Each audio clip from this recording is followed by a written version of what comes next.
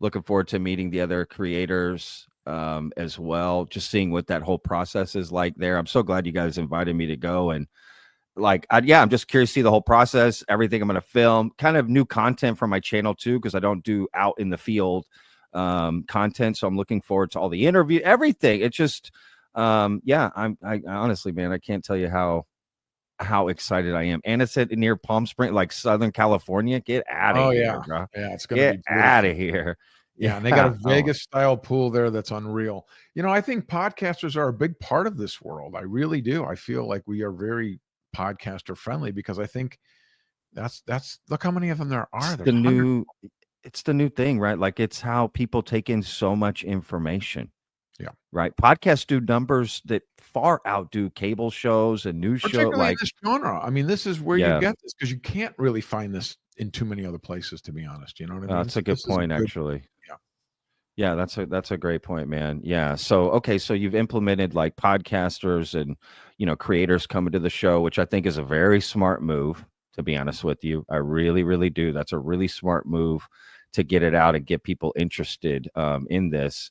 What other sort of new things, I don't know, that you're kind of excited about that maybe haven't done before? So many things that we do there. We have a astronomer a lot of people might know, Mark D'Antonio, and him and Ben Hansen, they each take a bus. We have 2 buses that go out into the desert over the hill. So you're outside the city lights of Palm Springs. It's only like a 20-minute ride, but you go over this hill and then you're out literally in the desert. You have the night sky, and they set up screens. They have night vision goggles, and they do a Skywatch, and they tell you, look this is what Venus looks like. This is what the space station looks like. This is the satellite. And so you can determine what's what, and they tell you which. It's awesome. It's awesome. That's happening this year? Yeah. Friday and Saturday night, 2 buses each night, and those sell out like that too. It's crazy. This is crazy. It's like a carnival. We have so much happening at the same time, Yeah. It's great. And then like we try to really kind of tighten up the schedule this year. So there's a lot of downtime for people to just hang out with speakers. We're doing a big meet and greet party Friday night hosted by Jimmy Church, where we're going to bring out the speakers and everything, but then they hang out and it's just like, we're all there in Crystal, and you can kind of talk to whoever you want, meet whoever you want. It's fun for everybody. It's awesome. They asked me, I need to respond to the email. They asked me to, or asked me if I wanted to introduce some of the speakers. I don't know how that's going to work. But I want to do that actually. So I'm going to respond to that email. I forget who asked me. Clearly, if it's available or something, that would be interesting to do. Yeah, man, I can't tell you how excited I am for this to happen. Are there any hosts, like people like yourself? We let them come, and then they can introduce these people. Maybe they know them. Yeah. Maybe there's a connection. Sure.